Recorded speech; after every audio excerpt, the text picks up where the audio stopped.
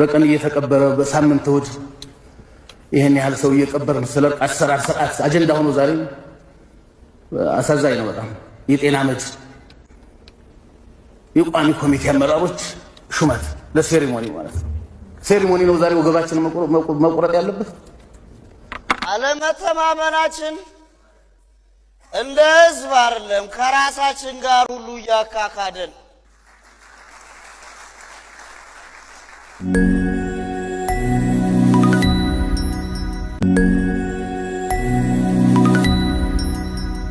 እኔ በጣም አስገርመውኛል የዛሬዎቹ አጀንዳዎች። የእርቅ አሰራር ስርዓት ይሄን መቼ ነበር ልናስብበት የሚገባው? ስለ እርቅ አሰራር ስርዓት ሰው ሳያልቅ ነበር እንጂ እርቅ አሰራር በቀን እየተቀበረ በሳምንት እሑድ ይሄን ያህል ሰው እየቀበርን ስለ እርቅ አሰራር ስርዓት አጀንዳ ሆኖ ዛሬ አሳዛኝ ነው በጣም። የጤና መድ የቋሚ ኮሚቴ አመራሮች ሹመት ለሴሪሞኒ ማለት ነው። ሴሪሞኒ ነው ዛሬ ወገባችንን መቁረጥ ያለበት። ጀምረዋል እኮ ሰዎቹ ስራቸውን ጀምረዋል። እና ትንሽ እየተፈጠረ ያለውን አደጋ እየተመለከተ ነው አይመስለኝም። ትክክልም አይደለም። ዛሬ በዛ አጀንዳ ላይ ይሄ ምክር ቤት መዋየት አይመጥንም። ለምክር ቤቱም እንትን አይመጥንም፣ ለደረጃውም አይመጥንም። ዛሬ መነጋገር ካለብን በሌላ ጉዳይ ነው። ሞሽኑን ከተከበሩ አፈጉባቸው ምራብ ሹመት አግኝተው አምዛተው ምን ብለው ንብረት ይዞ የለ ከዛ ኑሯቸው የዛፍ ላይ እንቅልፍ ሲሆንባቸው ሰግተው በስጋት አለ የሚባል ጠበቃ ይይዛሉ። ከዛ ጠበቃውን ፈርተውት ለጠበቃቸው ሌላ ውድ ጠበቃ ይቀጥራሉ።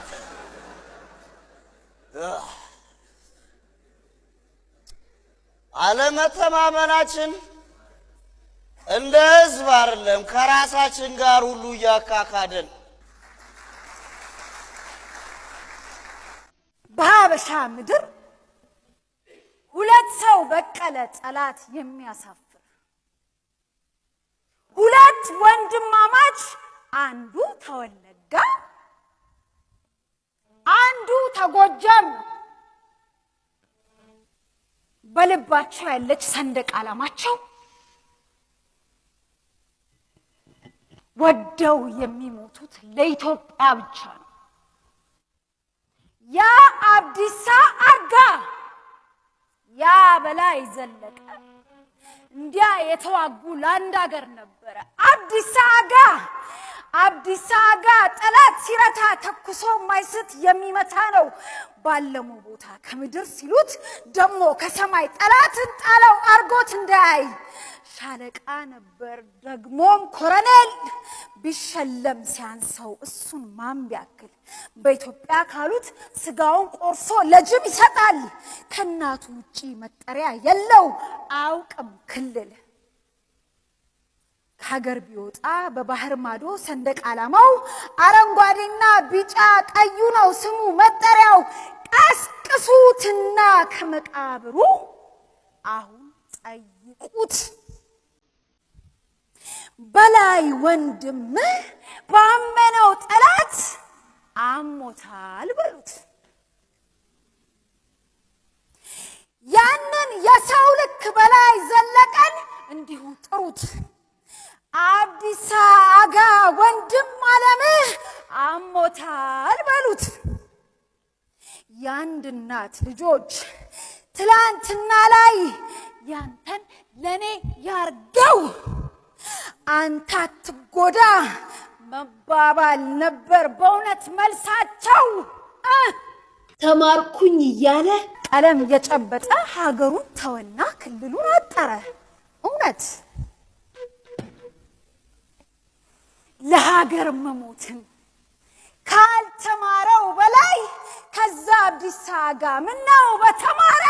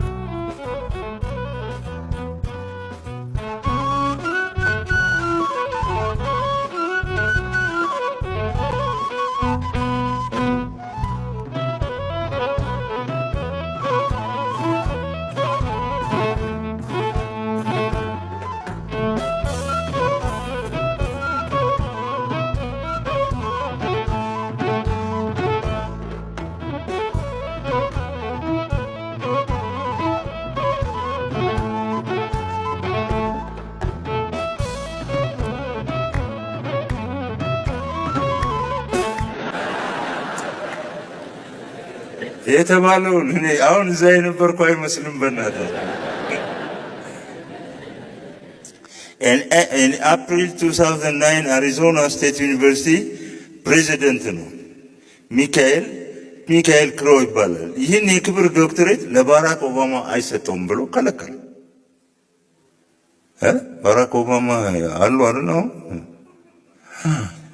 አሉ እኮ እሳቸው በኋላ የክብር ዶክትሬት ይሰጣቸው የኛ ዩኒቨርሲቲ መቀለጃ አይደለም አልሰጥም ብሎ ከለከለ። በቃ ይህንን ያቀረብኩት ፕሬዚደንት ነኝ፣ ጠቅላይ ሚኒስቴር ነኝ፣ የታወቁ ፊሎሶፈር ነኝ፣ ፕሮፌሰር ነኝ ብትል በቃ አይሰጥም ከተባለ አይሰጥም። መመዘኛዎቹን ቅድም ተነጋገርን። ኮሚቴ እንዴት እንደሚቋቋም ተነጋገርን። ያ ኮሚቴ ምን ያህል አቅም እንዳለው፣ ዩኒቨርሲቲዎቹ ምን ያህል አቅም እንዳላቸው አወቅን አይደለም? በቃ እዚህ ሀገር እንዴት እንደሚሰራ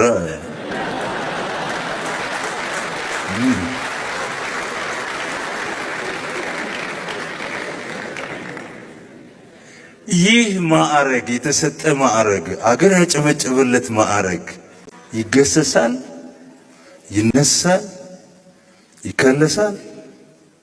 አዎ ነው መልሱ።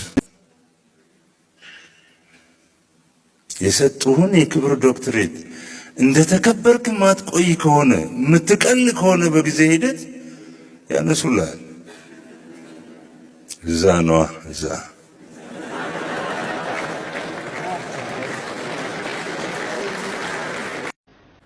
በቀደም ፓስተር ጭሮ የሚባል ሰባኪ ምን ሲል ሰማዩ መሰላችሁ? እስቲ ሁላችሁም በዚህ ዓመት ተኝቼ በላለሁ በሉ። እኔ ቲቪ እያየሁ ምን ነው ጀለስ? የዚህ ዓመት እቅድህ ህዝቡን በጠቅላላ በሽተኛ ማድረግ ነው እንዴ? ሰው መቀመጫውን ካልታመመ በቀር እንዴት ተኝቶ ይበላል? ከጥቂት ቀናት በኋላ በቦሌ መንገድ ሳልፍ ሰላም ተስፋዬ የተባለች ዝነኛ አርቲስት የሆነ ፍራሽ ላይ ጋደም ብላ የምታስተዋውቅበት ቢልቦርድ አየሁ። ሳጣራ ያንን ማስታወቂያ ለመስራት 5 ሚሊዮን ብር ገደማ ከፍለዋታል። አሃ ተኝቼ በላለሁ የሚለው ቃል ትርጉም ይሄ መሆን አለበት ብዬ አሰብኩ። ጊዜ ሳልፈጅ ወደ አንድ ዕውቅ የፍራሽ ፋብሪካ ጎራ አልኩ። ከእናንተ ጋር ስራ ለመስራት ፈልጌ ነበር አልኩት ስራ አስኪያጁን። መጠቅጠቅ፣ መስፋት ወይስ መሸከም? አይ ማስታወቂያ ለመስራት ነበር እንደ ሰላም ተስፋዬ። ልምድ አለህ? አዎ የመኝታ ልምድ አለኝ። ስራ አስኪያጁ ስለ እኔ አንዳንድ ነገሮች ካጣራ በኋላ ማስታወቂያ የምናሰራው በቆንጆ ሴት አርቲስቶች ነው አለኝ። እንዳለመታደል ሆኖ ቆንጆ ሴት አርቲስት አይደለሁም። ይሁን እንጂ ቆንጆ ሴት አርቲስቶች አጠገብ በመቆም ወይም በመተኛት የበለጠ ቆንጆ ሆነው እንዲታዩ ማድረግ እችላለሁ። ሰውየው ትንሽ አሰበና እንዲህ አለ፣ ጥሩ የማስታወቂያውን ሐሳብ እኔ እሰጥሃለሁ። ምንድነው የምታደርገው? የንግድ ባንክ ያሰራው አዲሱ ህንፃን አወቀው? 12ኛው ፎቅ መስኮት ላይ ወጥተህ ትቆማለህ። ከዛ እኛ ከታች ፍራሹን ዘርግተን እንጠብቀሃለን። አነጣጥረህ ፍራሹ ላይ ትወድቅና ወደ ካሜራው እያየህ ምቾቱ ወደር የለውም የሚል ምስክርነት ትሰጣለህ። አድርገውና ፍራሹን ብስተውስ? እንደሱ አይነት ነገር ካጋጠመ ለሙያ ለከፈልከው መስዋዕትነት ፋብሪካችን ከንግድ ባንክ ጋር በመተባበር ሐውልት ያቆምልሃል። ከብዙ ክርክር በኋላ ደከም ባለ ክፍያ ልክ እንደ ሰላም ተስፋዬ ፍራሹ ላይ ተኝቼ እንዳስተዋውቅ ተወሰነ። አንዴ ጋደም ከማለቴ 4 ጊዜ ተገላበጥኩ። አሃ እንዴት ነው ምቾቱ አለኝ ስራ አስኪያጁ።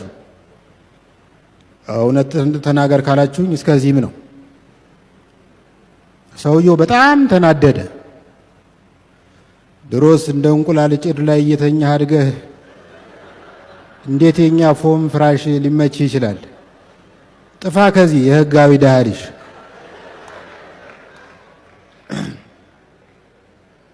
ለብዙዎች የግል ትምህርት ከመንግስት ትምህርት ቤት አንጻር በጣም ብዙ ነገሩ ለመማር የተመቸ ነው። የምትማርበት አካባቢ ንጹህ ነው።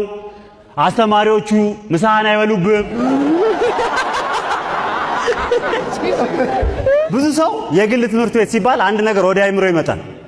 ይሄ ኢትዮጵያዊነት የሚባለው ነገር ፈጽሞ የሌለ ቃሉ ሙሉ እንግሊዘኛ።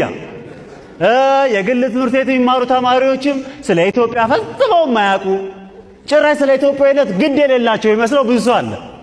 ልክ ነኝ አይደለም? ግን ልክ አይደለም። እንደውም ሁላችንም ማስተዋል የሚገባን አንድ ነገር የግል ትምህርት ቤት ተማሪና ራሷ ኢትዮጵያ አንድ ናቸው፣ አይወድቁም።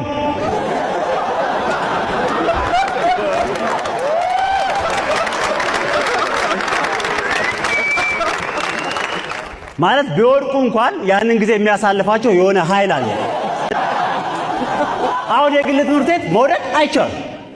ብትፈልግ እንኳን መጀመሪያ ላይ ስትወድቅ ያሳልፈዋል ማርክ እየጨመሩ፣ ሁለተኛ ላይ ስትወድቅ ያሳልፈዋል ባላየ፣ ሶስተኛ ላይ ስትወድቅ ያሳልፈዋል በማስጠንቀቂያ፣ አራተኛ ላይ ስትወድቅ ምንም ማድረግ አይችሉም፣ አስተማሪው ይባረራል።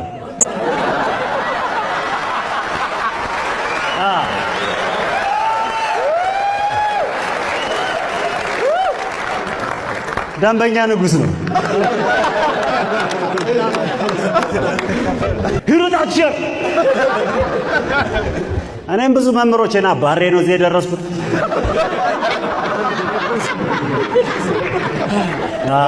አሁን ላይ ኤሌክትሪካል ኢንጂነር ነኝ።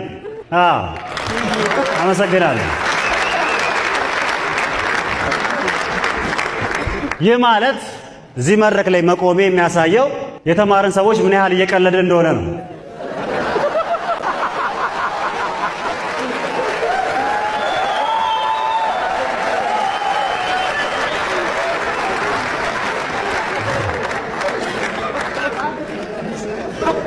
ብዙዎች ኤሌክትሪካል ኢንጂነር እንደሆንኩ ስነግራቸው የሚያናድ መልስ ነው የሚሰጡኝ። የእውነት አትመስልም። ምን ማለት እንደሆነ አይገባኝም። አትመስልም ማለት አትመስልም እና ምን ማለት ግዴታ ታዲያ ኤሌክትሪካል ኢንጂነር እንድመስል ምን አምፖል ምናምን አፍንጬ ላይ ላብራ ወይስ እንደዚህ ፍሎረሰንት ልዋጥ? አስማት አይደለም የተማርኩት፣ በአስማት ተመረኩ እንጂ።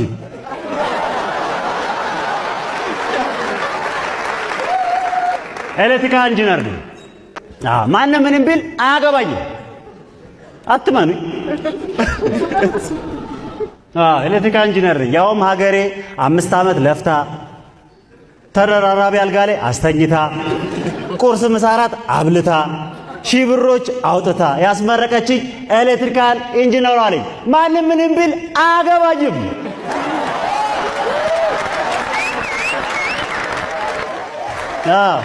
የእውነት አትመኑኝ። ወላጆቼም አያምኑኝም።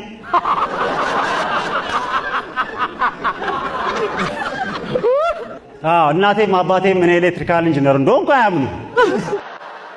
ለመጀመሪያ ጊዜ አሜሪካ እንደገባው የተቀበለኝ ዲያስፖራ በየነ ይባላል። ግን ሁሌም አዲስ መጤና ፍሬሽ መሆኔን ሊያስታውሰኝ ይፈልጋል። አንድ ቀን ስማ በውቄ ቱ ቢ ኦነስት ዊዝ ዩ እንግሊዘኛ ለመናገር ባትሞክር ደስ ይለኛል። እንግሊዘኛ ስትናገር እንደ ግዕዝ ነው። የምትፈልገውን ነገር ጥርት ባለ አማርኛ ለእኔ ንገረኝና እኔ ጥርት ባለ እንግሊዘኛ አስተረጉምልሃለሁ አለኝ። አብሮ ለመኖር ስል እየመረረኝም ቢሆን ተስማማሁ። ከዕለታት አንድ ቀን የሆነ ፈረንጅ ካፌ ገባን። ባሬስቷ ዋት ካን አይ ጌት ፎር ዩ ስትለኝ እውነትም እንደ ግዕዝ ነው። አሁን ሳስበው እንትን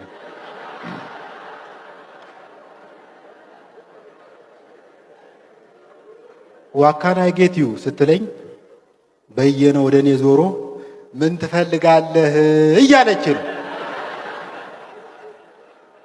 በዝንጅብል የተቀሸረ ሻይ እንደምፈልግ ንገራት አልኩት።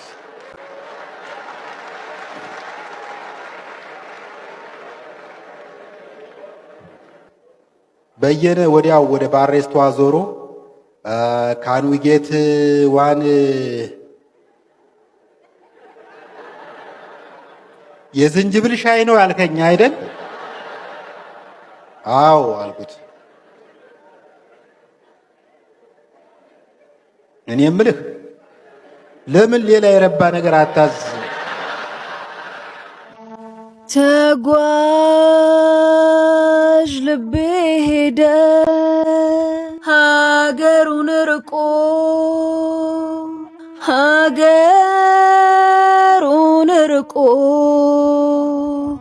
ተው ተመለስ የሚል መካሪውን ንቆ መካሪውን ንቆ መካሪውን ንቆ ለካስ ባላየው ነው ሳለ ከጓዳዬ ሳለ ከጓዳዬ ተመንደሬ ወጣው ጥበብ ስጡኝ ብዬ ጥበብ ስጡኝ ብዬ ጥበብ ስጡኝ ብዬ ተንቃ ቢሆን ነው ተጥላ በከንቱ ተጥላ በከንቱ ረግጫት ያለፍኩ እኔ ከንቱ እኔ ከንቱ እኔ ከንቱ ከንቱ እኔ ከንቱ ከንቱ ምንድነው መጨነቅ በሆነው ባልሆነው ምንድነው መጨነቅ በሆነው ባልሆነው ውስኪ ሆኖ ያቅም ጠጅ እንደው ጠጅ ነው ጠጡ እንጂ ጠጡ እንጂ ጠጡ እንጂ እኔ የምወደው ጠጅ ነው ጠጅ ነው እኔ የምጠጣው ጠጅ ነው ጠጅ ነው እዚህ የጠፋለት ጉዴ ነው ጉዴ ነው ጉዴ ነው ጉዴ ነው አዲያ ድምፅ ነበረ ድምፅ ኧረ እንደ ጉድ ነበረ ምን ዋጋ አለው ግጥም ጠፋ ግጥም ጠፋ ግጥምስ ቢገኝ ምቀኛ ቤት በኩል ያዘፍናል በተለይ እዚህ ጠጅ ቤት ኮምፕሌክስ ብቻ አይደለም እንዴ አሁን ማንም ሞት እንደው በዚች ስጋ ይቀናል በዚች ስጋ ይቀናል ወይ ምን አለኝ አንዱ እዚህ ጠጅ ቤት ስማ ዋናውን ስጋ ትተህ ምርቃቷን ነው እንደ ይዘህ መጣኸው ምን አገባው እሱ ነው የሚያውቀው እኔ ነኝ የማውቀው ይሄ ስንት እንደገዛሁት ይሄ ስጋ አሁን ስገዛው 3 ኪሎ ሊሞላ 2 ተኩል ነው የቀረው ይበቃኛል እኔ ኧረ ይበቃኛል ብቻ በዚህ እኩለ ሌሊት ገብቶ ይሄ ስጋ ወጥ ሊሆን ነው ጥብስ ሊሆን ነው እንደኔ ምንም አማራጭ ስለሌለው ቋንጣ ይዘለዘልና ተይዛ ድረስ የዘንድሮ ገመድ መቼም አይረባም በሁለት ድርብ ዘልዝዬ ክሪስማስ ነው ማስመጥለው እኔ ጣጣ አለኝ እንደ ጉድ ሰው የገባ ክሪስማስ ይበል እኔ ነኝ የማውቀው ስጋ መሆኑን አዎ